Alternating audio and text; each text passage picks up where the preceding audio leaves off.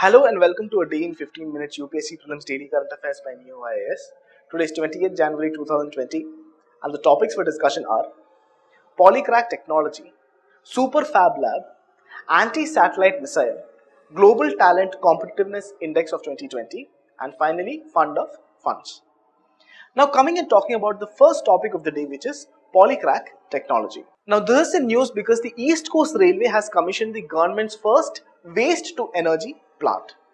Now coming and talking about the technicalities of this Polycrack technology, understand this is the first patented heterogeneous catalytic process which converts non-ferrous scraps into hydrocarbon liquid fuels, gas, carbon and water. In this process, pre-segregation of waste is not required to reform the waste, which can be directly fed into the machine which will be converting it to diesel. Now drying of waste is also not required due to its high tolerance of moisture, and the waste in the Polycrack plant is processed and converted into energy within 24 hours. Now the system is fully automated system and does not emit any hazardous pollutants, and the footprint of this plant is very small, and hence the area required for installing the system is significantly less when you compare it with other conventional methods of processing. All the constituents in the systems will be converted into the valuable energy, thereby making it a zero discharge process. Another important point regarding this technology is that the gas generated in the process is reused to provide energy to the system, thereby making the system self-reliant of its energy requirement and will also bring down the operating cost of this system. Now coming and talking about the next topic, which is the Super Fab Lab. Now this is a news because the country's first Super Fab Lab was inaugurated by the Kerala Chief Minister Shri Pinarayi Vijayan. Now coming and talking about the Super Fab Lab, understand the Super Fab Lab will function in collaboration with the Massachusetts Institute of Technology, that is MIT in United States of America. Now this will give a major push to the hardware industry in the country by allowing researchers, innovators and developers to do things beyond the purview of the state's existing Fab Labs. It will break down the boundaries between the digital and the physical world as well. Now coming to the question of what is a Fab Lab, understand a Fab Labs are fabrication laboratories which offers digital fabrication and computation. Now it not only has the tools to make anything, it also makes the tools that makes things, okay.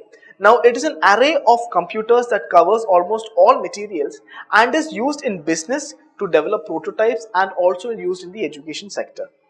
It includes various engineering equipments like CNC cutting, plasma metal cutting, laser cutting, electronics and microprocessors, 3D printing and scanning, etc. Okay, now as a note to your own self, understand Vigyan Ashram was the first Fab Lab which was opened in India and it was established in 2002. Now coming to the next topic, which is the Anti-Satellite Missile, that is the ASAT missile. Now this is in news because recently in the Republic Day Parade, the 71st Republic Day Parade of India, India actually showcased its anti-satellite missile. Now in addition to the anti-satellite missile, it also showcased or debuted Indian Air Force's recent two initiatives, which is the Chinook heavy lift helicopter and Apache helicopter. Okay, now coming and talking about the anti-satellite missile, understand it is essentially a missile that can destroy or jam an enemy country's satellite in space.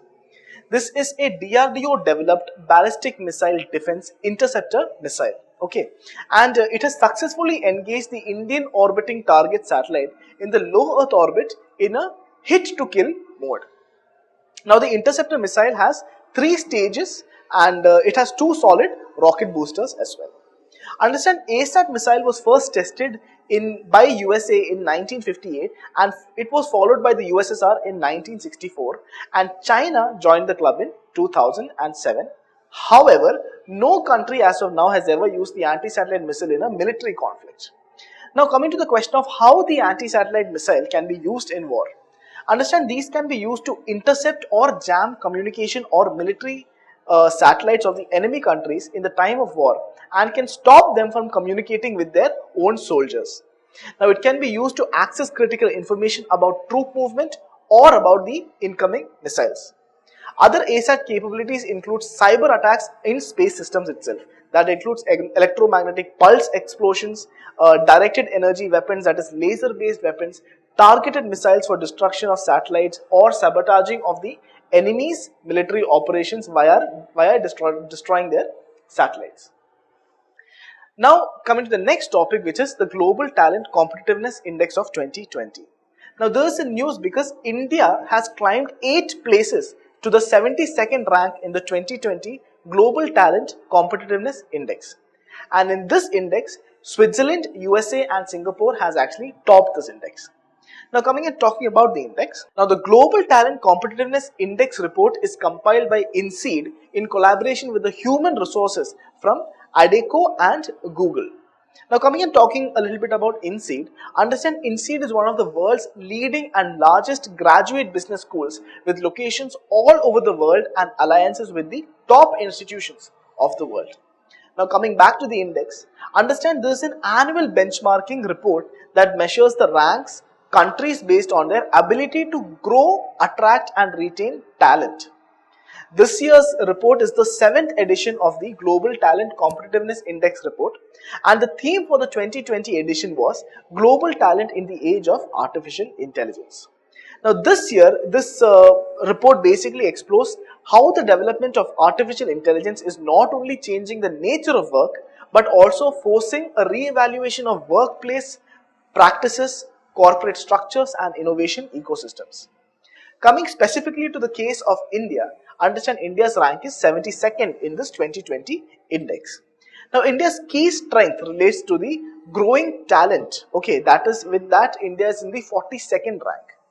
Now the primarily this growing talent is basically because of the virtue of the possibilities of lifelong learning and access to growth opportunities which we have in India. Now the highest ranked sub-pillar for India is actually employability, the chances of getting employment. However, the ability to match this labor market from demand to the supply is actually relatively low for India, and this is the reason why we scored a mediocre score as far as vocational and technical skills is concerned.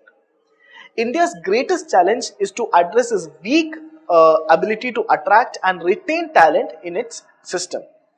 And with regard to the former pillar, there is a need to strengthen the role of minorities and women in order to raise the level of internal openness. Coming to the next topic, which is fund of funds. Now there is a news because Axis Mutual Fund has actually announced a new fund of fund scheme. Now coming and talking about what is a fund of funds. A fund of funds or FOF is a scheme that invests in the unit of other mutual fund scheme. Simply speaking, fund of fund is actually a mutual fund scheme that does not invest directly in stocks or securities, but it invests in other mutual fund schemes. Now what are the advantages of investing in a fund of funds? Now our biggest advantage is that it gives the investor an opportunity to invest in different schemes managed by different fund managers. So with a single fund of funds, the investor will be able to benefit from the diverse investment approaches.